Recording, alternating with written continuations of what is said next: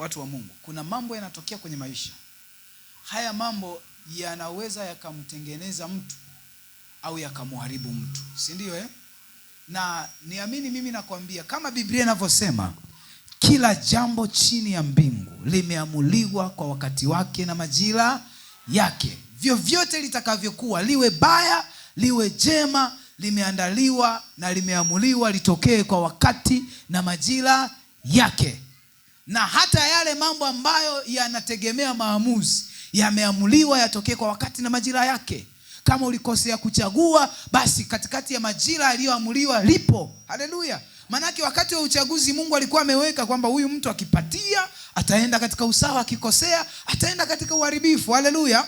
Kwa hiyo sasa, na mimi napenda nizungumze na mtu mmoja ndani ya asubuhi ya leo, kwa sababu Mungu anaenda kuinua watu ambao hawataabudu Mungu kwa sababu ya watu, hawataabudu Mungu kwa sababu ya vitu, hawataabudu Mungu kwa sababu wana pesa au hawana pesa. Wataabudu Mungu nyakati zote, majira yoyote, hali zozote, iwe jua iwe mvua iwe hali yoyote ile, watasimama wataabudu Mungu, kwa sababu Mungu anaenda kuinua mioyo ya watu kama hao. Na Yesu akasema waabuduo halisi watamwabudu Baba katika roho na kweli, kwa sababu Mungu hatapatikana mlimani peke yake. Mungu atapatikana mahali popote walipo waabuduo halisi. Watakaposimama yeye atasikia mahali popote, na anasema walipo wawili watatu nimo katikati yao. Hapa tupo zaidi ya watatu. Kwa hiyo Bwana yuko tele, uwepo wake umejaa tele, nguvu zake zimejaa tele. Tunaweza tukafanya chochote na mamlaka yake iko mahali hapa.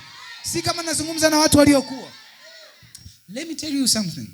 Mungu hainui watu kwa sababu wako na nyadhifa fulani. Mungu hainui watu na kuwafanya kuwa wakuu. Utanielewa ninachokizungumza. Watu wengi maarufu duniani hawakuwahi kutokea kwenye familia maarufu. Watu wengi wakuu duniani hawakuwahi kutokea kwenye familia zenye sifa. The way Mungu alikuwa anaita watu from nowhere, mahali ambapo kuna watu wamechomolewa mahali ambapo huwezi ukatamani kwenda kuishi tena.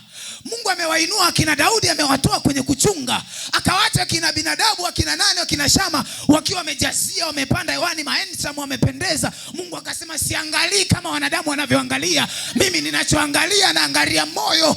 Mungu anautaka moyo wa mtu ambaye yuko tayari. Wherever you are, unaweza beba kitu gani ndani yako? Unaweza beba maumivu kiasi gani ndani yako? Unaweza vumilia magumu kiasi gani ndani yako? Unaweza kukubali mishale kiasi gani ndani yako? Mungu anataka watu wenye mioyo ya namna hiyo. Mungu hataki watu ambao wakiona wingu wamechanganikiwa, wakiona mvua inakuja wanachanganikiwa. Mungu anataka kuinua mioyo ya mashujaa. Daudi alionekana ni mdogo kwa nje, lakini ndani yake alikuwa amebeba moyo wa jiwe, moyo ambao hukuogopa simba, moyo ambao hukuogopa dubu. Mwanangu, walipoinuka kulalua kondoo aliwakamata. Mungu anaangalia huo moyo. Lakini Samueli akaangalia fremu ya Shama, jamaa limepanda hewani, lakini yule aliyepanda hewani alimkimbia Goliati nje. Yule aliyakaja binadamu akamwangalia, akasema labda huyu ndo Masihi wa Bwana. Yule jamaa naye alimkimbia Goliati nje. Aliyekataliwa yuko polini, aliyesaulika yuko polini, ndiye aliyebeba moyo wa kwenda kumpiga Goliati. Haijalishi unaonekanaje, Mungu anakutaka uinuke hivyo hivyo ulivyo. Simama mahali pako, kwa sababu Bwana anataka kuinua mioyo ya watu watakaosimama.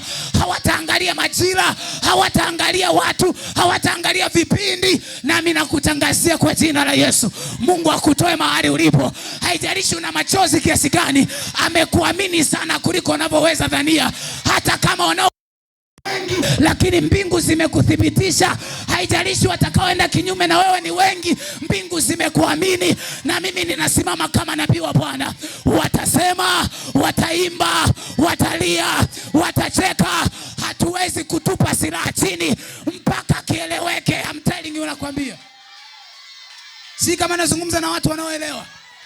Vyovyote livyo, Mungu anataka kuinua watu. Mungu hatoagi watu wakuu kutoka juu, Mungu anatoa watu wakuu kutoka chini. Haleluya. Acha kuchanganikiwa na majira unaokutana nayo. Wherever. Hatutaabudu Mungu kwa sababu kuna vitu vimesimama na sisi. Wanangu, si kama mnanielewa? Tuko pamoja. Tuko pamoja. Nisikize nikwambie. Machozi na maumivu